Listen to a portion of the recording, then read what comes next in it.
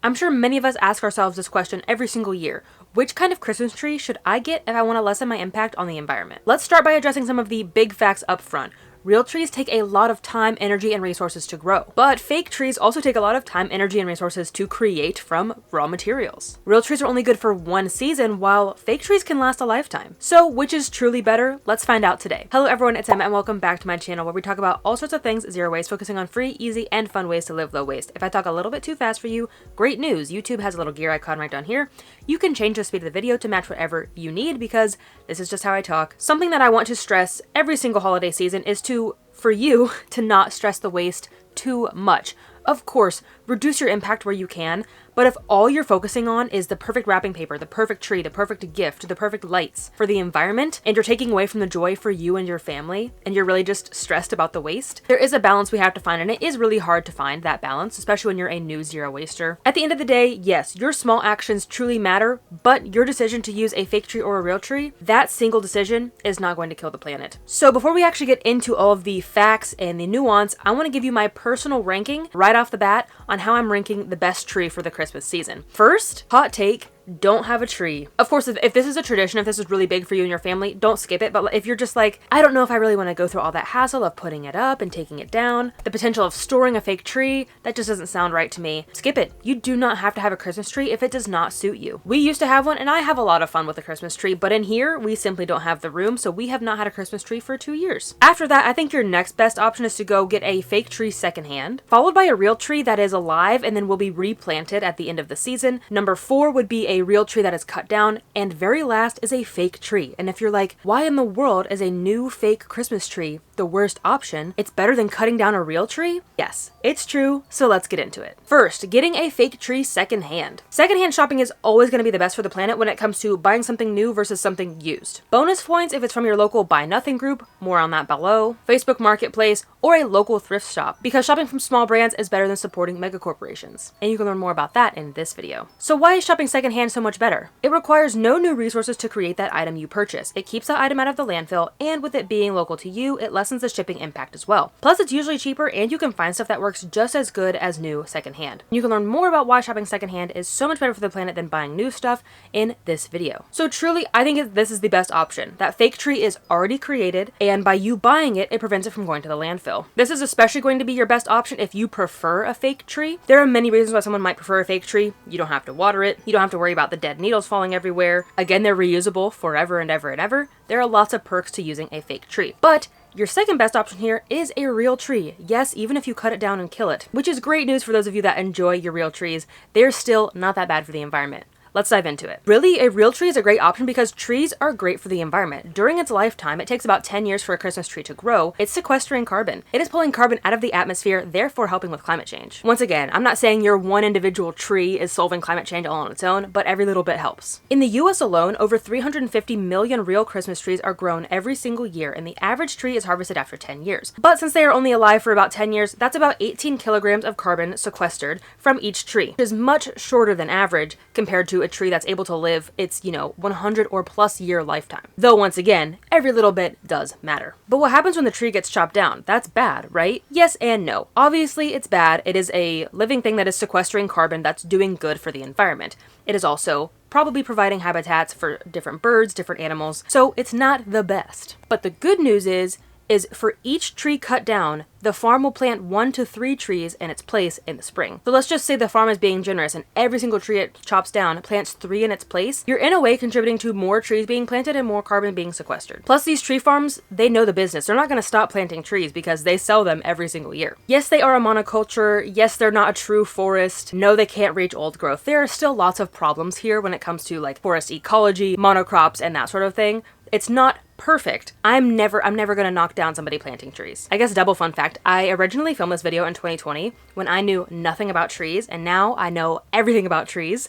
And I have learned over the years that Christmas trees are rarely pine trees. Pines are pokey. They're really not that pleasant to touch, but you know what's really, really nice to touch are fir trees. They are softer with their needles, their branches are not as long, making it easier to put ornaments on, and their needles do not fall out nearly as fast as pine needles. So the most common species will be the Fraser fir, the balsam fir, the noble fir, and the Douglas fir, which also isn't technically a real fir. If you want me to talk about trees for an hour, I will. As I already hinted at, the issue with this being a monoculture, a monocrop, is it's not really an ecosystem. Yes, there are still going to be bugs and birds and small mammals and stuff living amongst these trees, but there's only one type of plant, and because these trees are only going to be 10 years old, which is probably 7 feet, 10 feet at max, this is not really creating an actual forest ecosystem. Prior to this, I thought probably what a lot of the general public thought, that cutting trees down for Christmas trees is bad. Again, it's not perfect, but I think it's a lot better than many of us think. But it has been proven that using our resources responsibly and carefully can be a great benefit to the resources and help protect our forests. We have actually seen a lot of this in our public lands over the last several decades, in that many people think, don't touch it at all, right? Don't touch any forest, don't touch any public land, don't touch any bit of nature. Humans should never touch it. And then look what happens. The forests get overcrowded, which leads to species dying, which could lead to forest fires. And we actually need to be using the resource responsibly. Of course, there is a difference between deforestation and absolutely decimating the environment and using a tree here and there, thinning responsibly, helping to prevent forest fires. Which actually leads us to our next tip, which is to actually go into the forest and cut down your own tree where it's allowed. Do not trespass. Please do not do this if it's not allowed. But there are many public lands agencies out there that want people to go out into the forest and cut down trees to help with thinning, to help reduce forest fires in the next season. So this can actually help the forest. If the tree is small and it's crowded out by all these other big trees that are shading it out, that are taking all of the resources and the nutrients, that tree likely is not going to live anyway. Of course, there is a chance. I'm not saying let's cut down all baby trees. Some of them do need to remain, but cutting down a few trees that are really, really young in the forest can be a benefit. If you want to learn more about this, I will put some resources in the blog post as well as the other resources for this entire video on how you can find out if the forests near you are allowing you to go in and cut your own tree. The next way that you can have a real live tree but in a more sustainable way, is by having an alive tree. This is becoming more and more popular throughout the years. It's still not very mainstream, so you might have to do some digging to find one near you. The nursery will dig up the tree by the whole root ball. They will keep it alive. They won't chop it down. They will put that root ball into a pot, and then you take that whole pot, that whole living tree home with you. You water it, you take care of it for a month or two, you return it to the nursery, they put it back in the ground, and they do that over and over and over again until the tree gets too big. And even then, sometimes they will take those trees that are now too big, retired from being a Christmas tree, and put it in the forest where it can live out the rest of its life, sequestering more carbon, creating habitat for species. I love this option, and I hope it continues to become more and more popular. Unfortunately though, real trees do require a lot of water, especially in the early stages of life. But most tree farms in the US are located in areas where water is not scarce, such as the Pacific Northwest. An extra eco-friendly step to take is to opt for organic trees. You might not think that this is important because you're not eating it, but it does make a difference because spraying pesticides gets into our soil, gets into our water, and it affects the workers who are spraying them. And you can learn more about the organic certification in this video. But ultimately, the true impact of a real tree comes down to how you dispose of it.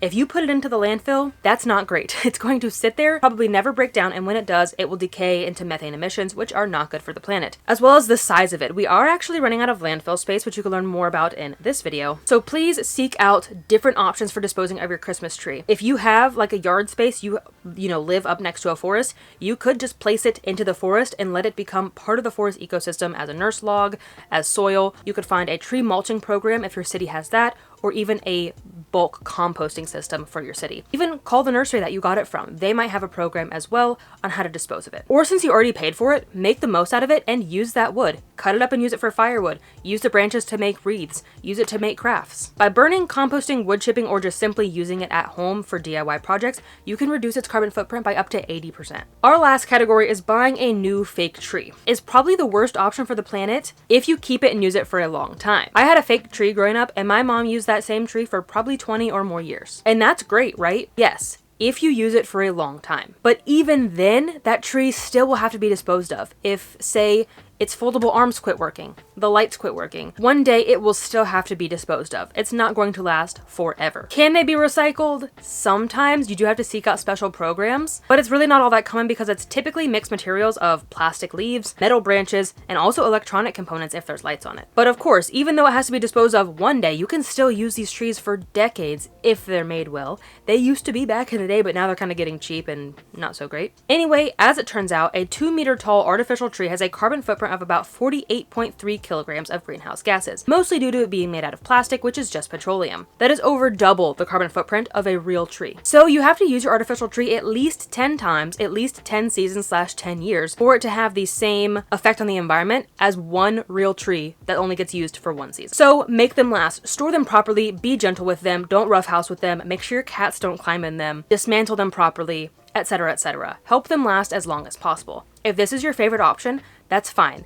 As we can see, there are ways to use a fake tree in a more sustainable way, especially if you double it with buying one secondhand and making it last as long as possible. That's going to have as little impact on the planet as possible, and do your best to find a tree recycling program. And if you're thinking, duh, of course I'm going to use it forever and ever and ever, do people not? Yes. There was a study done in 2017 that found that every single year 6 million trees are discarded. That number includes artificial trees. 14% of people interviewed said that they opted for an artificial tree, but will be throwing it out after just 1 year. Please don't do that. If your tree, say, is no longer to your liking, maybe it's not big enough for all your ornaments, maybe it's a different color than you wanted, maybe the lights quit working. If the lights quit working, just put more lights on it. But maybe your tree just doesn't match your taste anymore, please donate it. Unless it's absolutely broken, please donate it. But what are artificial trees even made of? They are made out of polyvinyl chloride, a kind of plastic derived from petroleum and can contain lead or other harmful toxins. Plus, if it's made overseas, that has a lot of shipping for it to get to your door. All of the potential for that to be thrown away in a month or two. Obviously, we should be making all of our items last as long as possible, but especially something this big, that takes this many resources to create, please make it last. After all of this research, I stand by my original rankings, which were go treeless if that's your thing, opt for a used, secondhand, fake tree, do an alive real tree, do a real tree that you cut down, and at the very last, buying a new fake tree. But of course, these all have their pros and cons. Choose what is best for you, your family, your living situation, because even if you buy a new fake tree and make it last as long as possible, that's not a bad option. None of these are bad options. Some of them are just a little bit better than the others. Anyway, happy holidays. Thank you so much for watching this video. I hope that you learned something. This is always fascinating to me to read about every single year. I hope that this helps you make the best choice for you and your family, and in choosing a tree that has the least impact on the planet. If you want more holiday content, I have plenty more down below on how to have a zero-waste Christmas, how to wrap your gifts in an eco-friendly way, and just last week, my gift guide launched, my annual gift guide with 150 plus gift ideas. You can check it out up here. Once again, thank you for watching. I appreciate your time. I will see you in the next video, but until then, remember that your small actions make a big difference in the long run. Bye, guys. Fun fact, it's Halloween. Filming this on Halloween. Talking about Christmas trees and my Christmas sweater. Vote below. Does Christmas start November 1st or after Thanksgiving? My birthday is always Thanksgiving week. I'm a full October Halloween, November Thanksgiving, December Christmas. After that, I think your best option is going to be getting a After that, I think your best... You good? Can I keep filming now? Bonus points if it's from your local Naibuthing. That was terrible. Let's do that again.